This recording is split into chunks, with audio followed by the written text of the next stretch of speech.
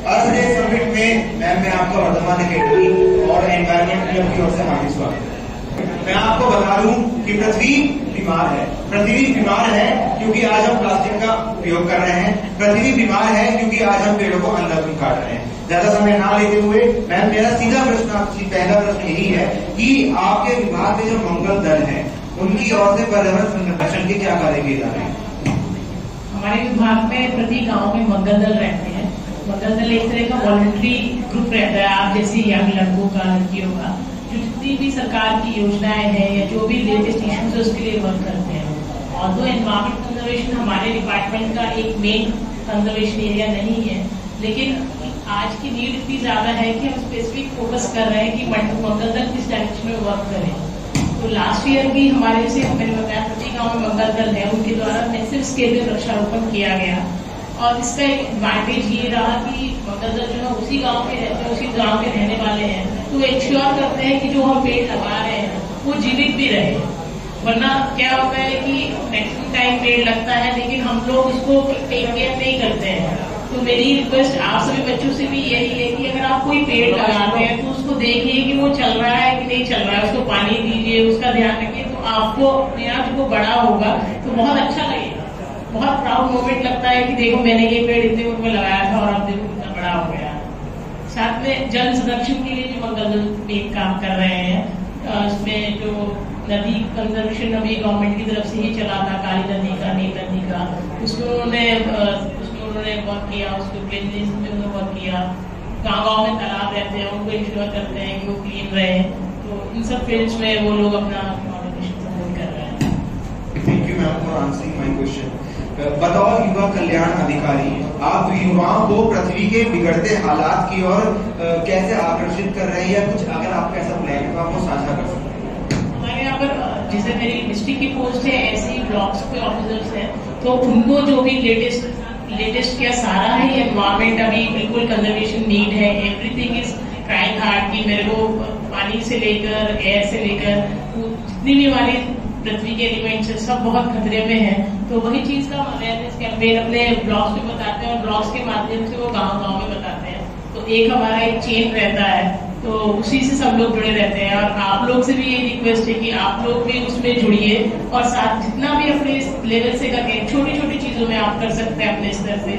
जैसे घर में ही पानी बहुत बार ऐसे बहता रहता है, एक एक बूंद टपक रहा है, तो वो आप इंश्योर कीजिए। आपकी गली में कई बार ऐसा होता है कोई टंकी खुली हुई है, कोई कहीं पर लीक हो रहा है, तो जैसे बताया हम लोग की एक आप ही ईयर्स एंड आईज है गवर्नमेंट का, तो आप इंश्योर कीजिए, वहाँ पर बताइए या उसको अपने आप ही आप ठीक कर सकते हैं। तो छोटी छोटी चीजें रहती है। जैसे हमारे यहाँ पर क्या होता था, हम लोग जब छोटे थे तो लाइट्स का इशू रहता ही था।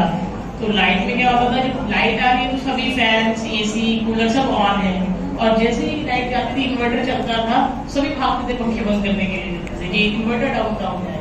तो वो चीज इन्वर्टर का हमें एकदम से दिखता है इम्पैक्ट, इन्वर्टर डाउन हो रहा है, तो हम लोग जल्द से कंजर्व कर ले अपनी इलेक्ट्रिसिटी। लेकिन जो हमारा लॉन्ग टर्म में हम नॉर्मल जो हमारी डे टू डे लाइफ है उसके साथ कर रहे हैं, वो चीज हमें इम्पैक्ट अभी नहीं दिख रहा है, लेकिन हमारे फ्यूचर जनरेशन को डेफिनेटली दिखेगा।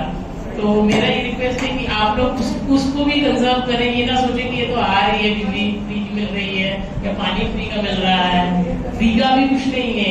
ये down the lane will realise कि हमने कितना बड़ा लॉस आपको कर दिया है। ये आप ध्यान।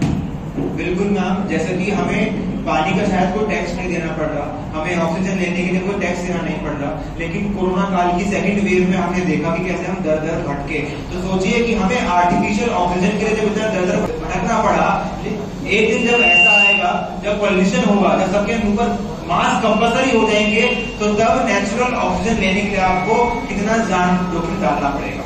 तो मैम अगला प्रश्न नहीं है, लेकिन एक कथन ही है कि पृथ्वी के कल्याण से ही युवाओं का कल्याण होगा। इस कथन से आप कितना सहमत? 100% में इससे सहमत हूँ। पृथ्वी के कल्याण से युवाओं का सभी का कल्याण होगा।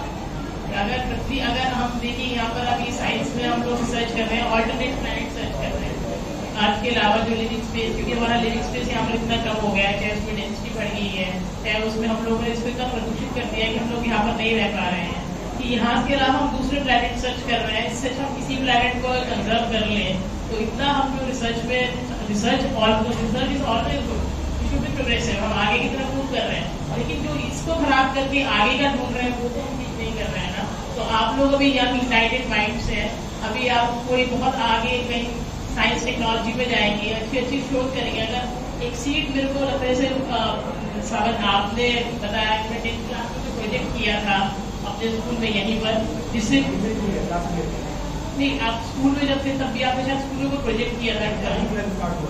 हाँ, स्कूल में इनका क्लब स्टार्ट हुआ, तो इनको एक सीट वहां से इग्नाइट किया कि this is the need of the hour. और आप लोग का भी एक जो हम लोग के मन में एक आ जाती है यार कि हाँ एनवायरमेंट है या वाटर है या एयर है, और अभी आप जैसे जैसे साइंस में इवॉल्व होंगे तो आप हो सकता है उसमें कोई बहुत अच्छा ऐसा रिसर्च करें जो ओवर द जनरेशन या एक एग्जाम्पल सेट हो जाए।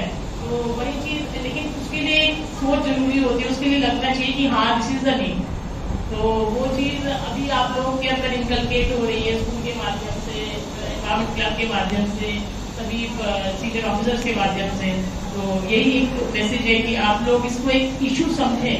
मतलब छोटी छोटी चीजों को हम लोग इशू समझते हैं, चाहे हमारा एग्जाम हो गया, चाहे छोटी सी भी कोई प्रॉब्लम हो जाती है, लेकिन this is the very big issue जो अभी हम लोग को रियलाइज नहीं हो रहा है। ग्रेजुअली वी आर रियलाइजिंग, लेकिन ये डिजास्टर कितना बड़ा बनने वाला है वो हम लोग को भी रियलाइज करना चाहिए एज गवर्नमेंट ऑफिसर्स की, हमें उसके लिए कितना काम करना है और आप लोग को भी करना चाहिए। और ये मैसेज जो आज आप सुन रहे हैं वो मेरा मतलब अगर आज 50 लोग हैं तो आप लोग इसको 50 में 5 को भी हम लोग बताएंगे तो 250 लोगों को जैसे जो भी आपने आज सुना कंजर्वेशन के मेथड, चाहे उसमें वो डिकम्पोजिंग का बताया कि कैसे आप अपने जो गीला वेस्ट है उसको कैसे संरक्षण करके उसको वेस्ट टू यूज कर सकते हैं, आप कैसे आप मैन्योर उसका बना सकते हैं, या कैसे आप पानी का कंजर्वेशन, छोटी छोटी चीजें जो आपको बताइए। कूड़ा कैसे, कूड़े की गाड़ी आती है तो उसका इंश्योर करेंगे उसी में डालें, बाद में उसको रोड पे न डालें। तो वो मैसेज आप अपने माध्यम से, जैसे आज सावन आपको जोड़कर या स्कूल आपको जोड़कर 50-200 लोगों को बता रहा है, ऐसे ही आप भी एक लोग भी अगर एक चेन के माध्यम से उनको बताएंगे तो मैसेज बहुत दूर तक जाएगा। तो आप एक आज मैसेंजर की तरह वर्क कीजिए, अपने आप इनकलकेट कीजिए और साथ में साथ वाले लोगों को भी बताइए। बिल्कुल। तो जैसे कि आप सभी युवा पीढ़ी से ही हैं और हम भी युवा पीढ़ी से ही हैं, हम सभी युवा पीढ़ी से हैं, तो अगर अपना भविष्य हमें बचाना होगा तो आज तरह के संरक्षण के लिए आगे आना होगा। तो ये थी हमारे साथ जिला युवा कल्याण अधिकारी मेरठ DCS डॉक्टर सलोनी गर्ग जी। अगले अर्ध डे समिट में फिर मुलाकात होगी, तब तक के लिए धन्यवाद।